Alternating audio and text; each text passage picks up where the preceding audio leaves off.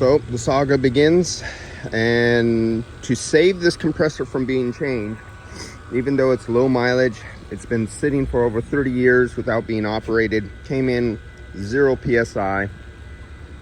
You have to watch all the other videos to find out the steps I did to get that compressor seal to reseat so I could get it under a vacuum. I have UV dye in the system now. Everything is original. I'm about to put some R12, but only vapor. I'm only going to take it up to about 40, 50 PSI. Maybe 70 PSI of vapor only in the system. And I'm going to run this AC system with only vapor in it, just to seat the shaft seal, get the compressor hot, get the rear head hot, run it for a minute.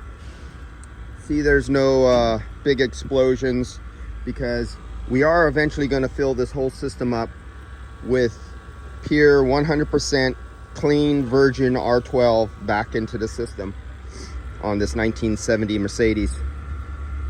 And for 100%, this compressor really needed to be replaced, but they really did not want to replace it.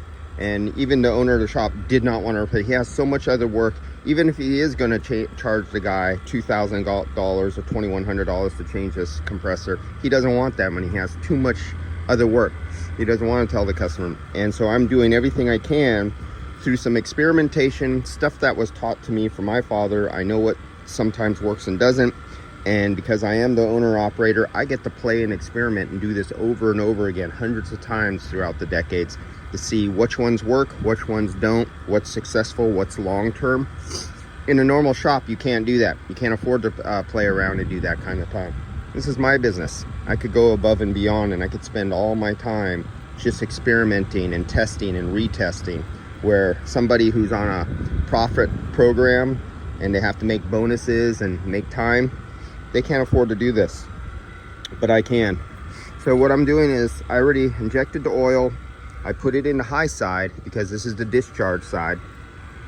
I am now going to put refrigerant. I'm going to also put the refrigerant right into the high side. It'll go through the system, through the expansion valve, fill up the low side, and then I'll go through the running procedure. But I just thought, I don't always explain this, and I can't always hold the camera and show you every little step of the way and baby step you through the way on everything. But I'm going to explain the process. So we're down to 131 microns just in the hose, because I had the hose disconnected when I put in oil, and now I'm going to put in some refrigerant. So let's kill the vacuum. Let's open the pressure. There we go. Oh, no we don't. Let's open it up here. Oh, and I have to open it up. There we go. 52 PSI. You could tell this has been sitting in a cold warehouse. So what you're going to see here now is I'm going to crack open that valve right there. When I release the refrigerant, you'll see the low side come up, and as you see, the low side's in negative 29. So let me get my hand down there. Let's get this little flipped in the right direction. Ah, shoot.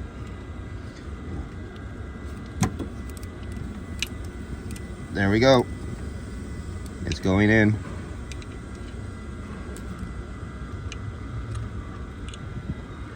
And you see the low side coming up. You see the high side going down.